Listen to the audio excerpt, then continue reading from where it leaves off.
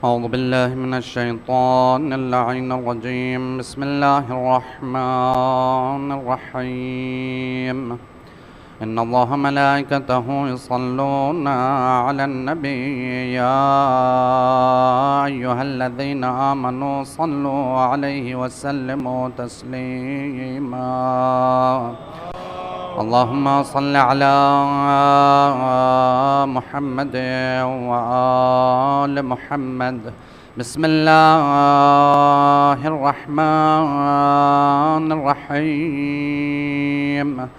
اللهم إني أسألك برحمتك التي وسعت كل شيء وبقوتك التي قهرت بها كل شيء وخضع لها كل شيء وذل لها كل شيء وبجبروتك التي غلبت بها كل شيء وبعزتك التي لا يقوم لها شيء وبعظمتك التي ملأت كل شيء وبسلطانك الذي على كل شيء وبوجهك الباقي بعد فناء كل شيء وبأسمائك التي ملأت أركان كل شيء وبعلمك الذي أحاط بكل شيء وبنور وجهك الذي أضاء له كل شيء. يا نور يا قدوس يا نور يا قدوس يا نور يا قدوس يا أول الأولين ويا آخر الآخرين. اللهم اغفر لي الذنوب التي تهتك العصام. اللهم اغفر لي الذنوب التي تنزل النقم. اللهم اغفر لي الذنوب التي تغير النعم. اللهم اغفر لي الذنوب التي تحبس الدعاء. اللهم اغفر لي الذنوب التي تقطع الرجاء. اللهم اغفر لي الذنوب التي تنزل البلاء. اللهم اغفر لي كل ذنب أذنبته وكل خطيئة أخطأتها. اللهم إني أتقرب إليك بذكرك وأستشفع بك إلى نفسك وأسألك بجودك أن تدنيني من قربك وأن توزعني شكرك وأن تلهمني ذكرك. اللهم إني أسألك سؤال خاضع متذلل خاشع متضرع أن تسامحني وترحمني وتجعلني بقسمك راضيا قانعا وفي جميع الأحوال متواضعا. اللهم وأسألك السؤال من اشتدت فاقته وأنزل بك عند الشدائد حاجته وأزم فيما عندك رغبته.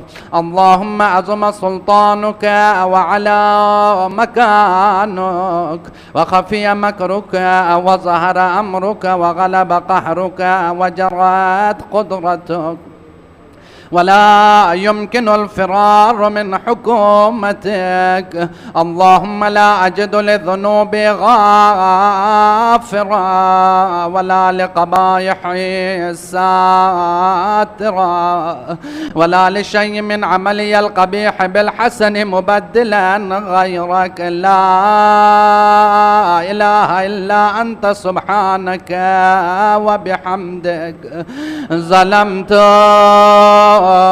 نفسي ظلمت نفسي ظلمت نفسي وتجرأت من جهلي وسكنت إلى قديم ذكرك لي ومنك علي. اللهم مولاي كم من قبيح سترت وكم من فادح من البلاء أقلت وكم من عثار وقيت وكم من مكروه دفعت وكم من ثناء جميل لست أهلا له نشرت.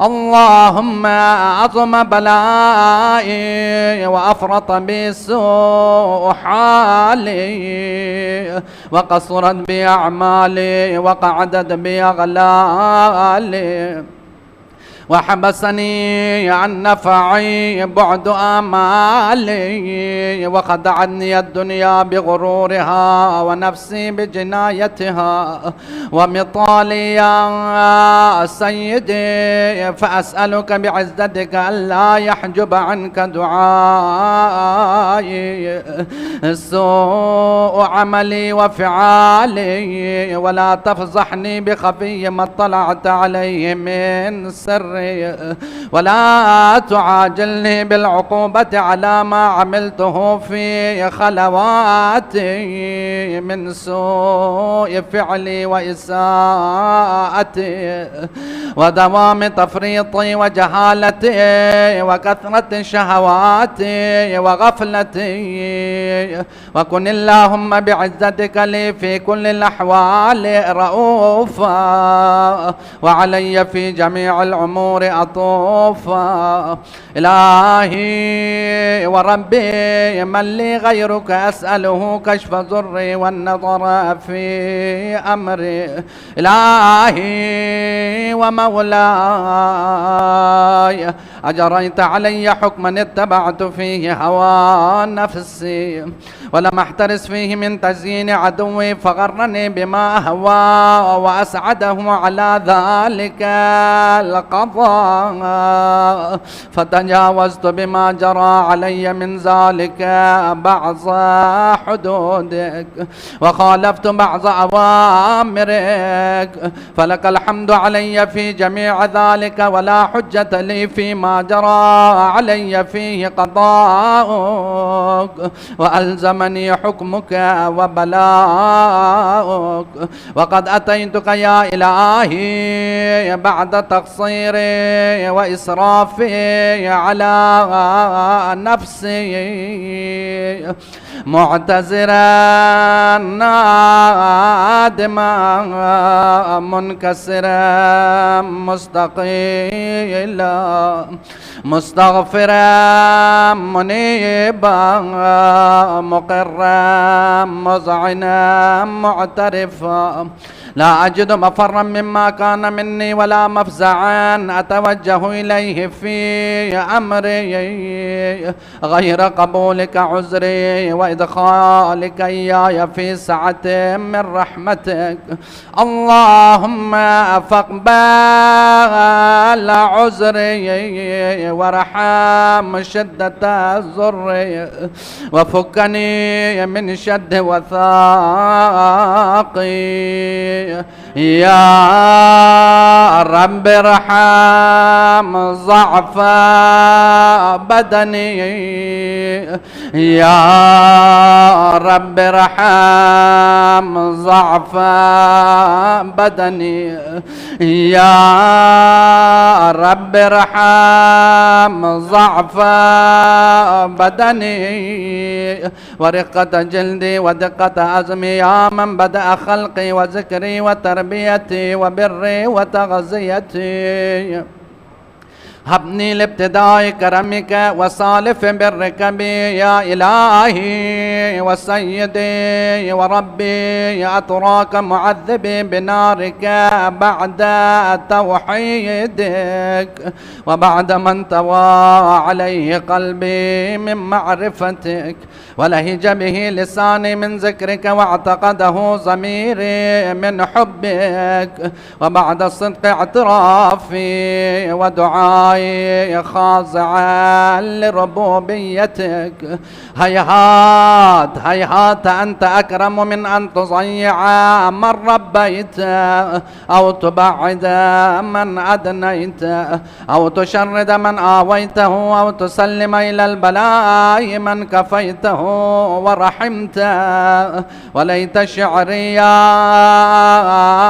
سيدي وإلهي ومولاي أتسلط النار على وجوه خرت لعظمتك الساجدة وعلى ألسن نطقت بتوحيدك الصادقة وبشكرك مادحة وعلى قلوب اعترفت بإلهيتك محققة وعلى ضمائر حوت من العلم بك حتى صارت خاشعة وعلى جوارح سعد إلى أوطان تعبدك الطائعة وأشارت باستغفارك مذعنة. ما هكذا الظن بك ولا أخبرنا بفضلك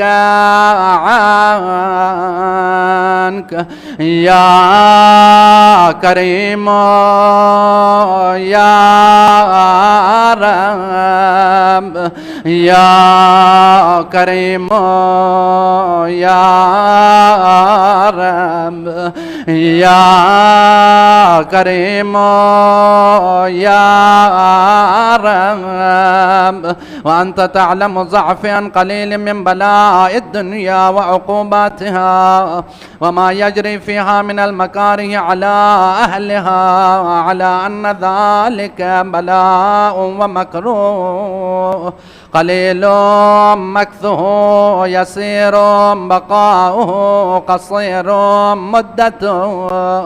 فكيف احتمالي لبلاء الآخرة وجليل وقوع المكاره فيها وهو بلاء تطول مدته ويدوم مقامه ولا يخفف عن أهله لأنه لا يكون إلا عن غضبك وانتقامك وسخطك. وهذا ما لا تقوم له السماوات والأرض يا سيدي. فكيف لي وأنا عبدك الضعيف الذليل الحقير المسكين المستكين يا إلهي وربي وسيدي ومولاي. لأي الأمور إليك أشكو ولما منها أزج وأبكي لأليم العذاب وشدته أم لطول البلاء ومدته. فلئن صيرتني للعقوبات مع أعدائك وجمعت بيني وبين أهل بلائك وفرقت بيني وبين أحبائك وأوليائك فهبني يا إلهي وسيدي ومولاي وربي. صبرت على عذابك فكيف أصبر على فراقك وهبني. صبرت على حر نارك فكيف أصبر عن النظر إلى كرامتك. أم كيف أسكن في النار والرجاء عفوك. فبعزتك يا سيدي ومولاي أقسم صادقا لئن تركتني ناطقا لأزجن إليك بين أهلها ضجيج العاملين. ولا أصرخن إليك صراخ المستصرخين ولا أبكين إليك بكاء الفاقدين ولا أنادينك أين كنت يا ولي المؤمنين يا غاية آمال العارفين يا غياث المستغيثين يا غياث المستغيثين يا غياث يا حبيب قلوب الصادقين ويا إله العالمين أفطراك سبحانك يا إلهي وبحمدك تسمع فيها صوت عبد مسلم سجن فيها بمخالفته وذاق طعم عذابها بمعصيته وحبس بين أدباقها بجرمه وجريرته وهو يزج إليك زجيج مؤمل لرحمتك ويناديك بلسان أهل توحيدك ويتوسل إليك بربوبيتك يا مولاي فكيف يبقى في العذاب وهو يرجو ما سلف من حلمك ورأفتك أم كيف تؤلمه النار وهو يأمل فضلك ورحمتك أم كيف يغرقه لهيبها وأنت تسمع صوته وترى مكانه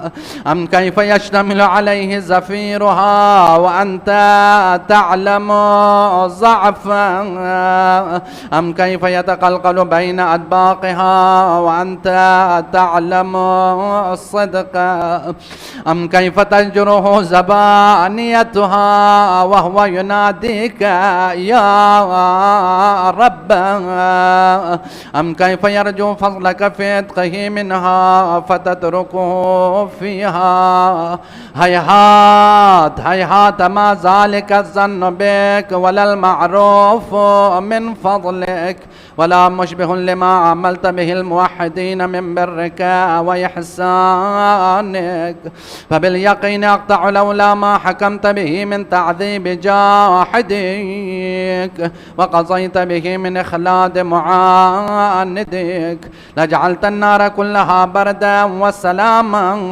وما كان لأحد فيها مقرا ولا مقاما لكنك تقدست أسماؤك أقسمت أن تملأها من الكافرين من الجنة والناس أجمعين وأن تخلد فيها المعاندين وأن تجل ثناؤك قلت مبتدئا وتطولت بالإنعام متكرما أفمن كان مؤمنا كمن كان فاسقا لا يستوون إلهي وسيدي فأسألك بالقدرة التي قدرتها وبالقضية التي حتمتها وحكمتها وغلبت من عليه أجريتها أن تهب لي في هذه الليلة وفي هذه الساعة كل جرم أجرمته وكل ذنب أذنبته وكل قبيح أسررته وكل جهل عملته كتمته أو أعلنته وأخفيته أو أظهرته وكل سيئة أمرت بإثباتها الكرام الكاتبين الذين وكلتهم بحفظ ما يكون مني وجعلتهم شهودا علي مع جوارحي وكنت أنت الرقيب علي من ورائهم وشاهدا لما خفي عنهم وبرحمتك أخفيت وبفضلك سترت وأن توفر حظي من كل خير أنزلته أو إحسان فضلته أو بر نشرته أو رزق بسطته أو ذنب تغفره أو خطأ تستره يا ربي يا ربي يا رب يا ربي يا ربي يا رب يا ربي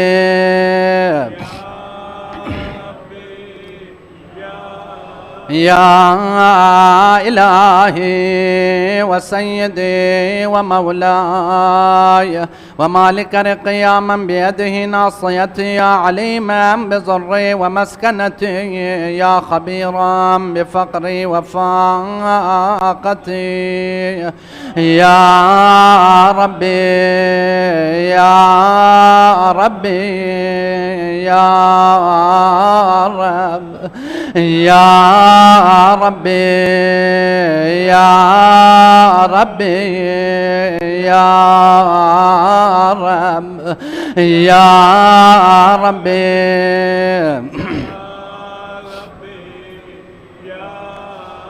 أسألك بحقك وقدسك وأعظم صفاتك وأسمائك أن تجعل أوقاتي من الليل والنهار بذكرك معمورا وبخدمتك موصولا وأعمالي عندك مقبولة حتى تكون أعمالي وأورادي كلها وردا واحدا وحالي في خدمتك سرمدا يا سيدي يا من عليه معولي يا من إليه شكوت أحوالي يا ربي يا ربي يا رب يا ربي يا ربي يا رب يا ربي